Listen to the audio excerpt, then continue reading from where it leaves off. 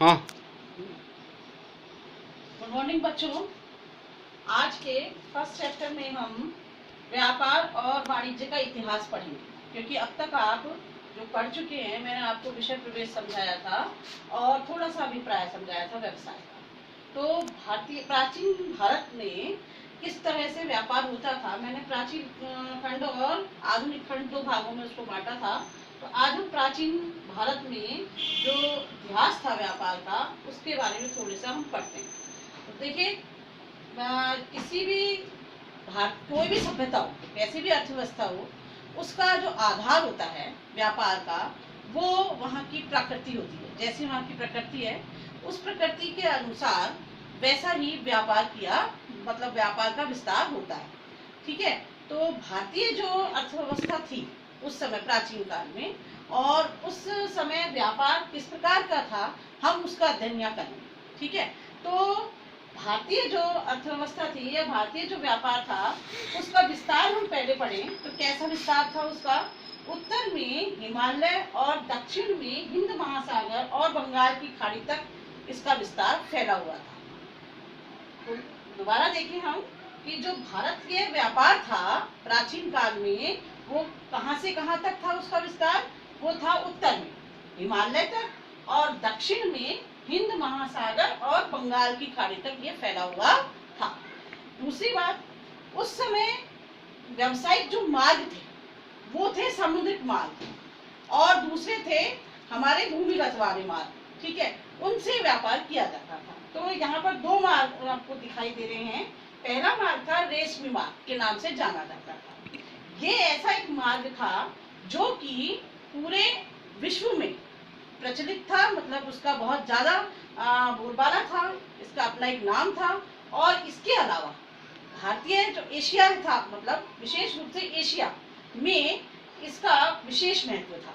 आसपास के राज्यों में और जितने भी साम्राज्य थे, उन राज्यों और साम्राज्यों में व्यवसायिक और राजनीतिक अगर दृष्टिकोण से भी देखा जाए, उनसे संपर्क बनाने में भी ये मार्ग एक महत्वपूर्ण भूमिका निर्वाह करता था। इसी तरह से एक मार्ग और भी था जिसको हम मसाला मार्ग के नाम से जानते हैं।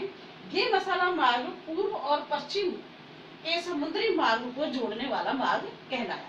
यहाँ से मसालों का व्यापार भी किया जाता था। और इस मार्ग की एक विशेषता और थी, इस मार्ग से घरेलू और अंतर्देशीय जो व्यापार होता था उसको बढ़ावा मिला। लोगों को कार्य करने के लिए इस मार्ग से बढ़ावा मिला। इस मार्ग का सबसे बड़ा लाभ ये हुआ, जब बढ़ावा मिला तो धीरे धीरे जो हमारे व्यापारिक समुदाय है, व्यापार जो कहें कि व्यापार है, उसको बढ़ावा मिला और उनका बोलबाला पूरे विश्व में होने लगा।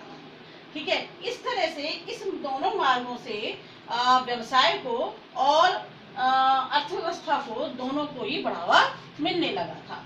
इस तरह के जो व्यावसायिक मार्ग हैं वो हमारे लिए महत्वपूर्ण साबित हुए प्राचीन काल में। अच्छा, ये जो मार्ग थे ये तो व्यापार के लिए और व्यापारियों के लिए, दोनों के लिए लाभदायक रहे। इसी समय हमारे देश में मुद्रा का भी प्रचलन हो गया, यानी सिक्कों को काम में लिया जाने लगा था। क्योंकि अब इससे पहले जो व्यापार होता था उसमें वस्तु का वस्तु के साथ विनिमय होता था, है ना, सेवा का सेवा के साथ विनिमय होता था, आदान प्रदान होता था। तो वो बड़ा ही एक परेशानी का कारण था कि कितनी वस्तु के बदले में कितनी वस्तु ली जाए, तो वहाँ व्यापार करना मुश्किल होता था। तो अब इस समय, इस काल में मुद्रा का भी प्रचलन होने लगा, और मुद्रा के प्रचलन में जो सिक्कों को काम में लिया जाने लगा था। सिक्कों से क्या लाभ हुआ? सिक्कों के आ जाने से जो धात्विक सिक्के आए थे धातु के, इनसे ये लाभ मिला कि व्यापार करना सरल हो गया, सुगम हो गया था, और इससे व्यापार को और बढ़ावा मिला, अर्थव्यवस्था और मजबूत बनी थी। थोड़ी सी पॉइंट्स और भी हैं इसमें। जैसे पहला इसमें पॉइंट दिया हुआ है कि इन मार्गों से अब हम बात, मैंने ये बताया कि इससे क्या क्या लाभ हुआ।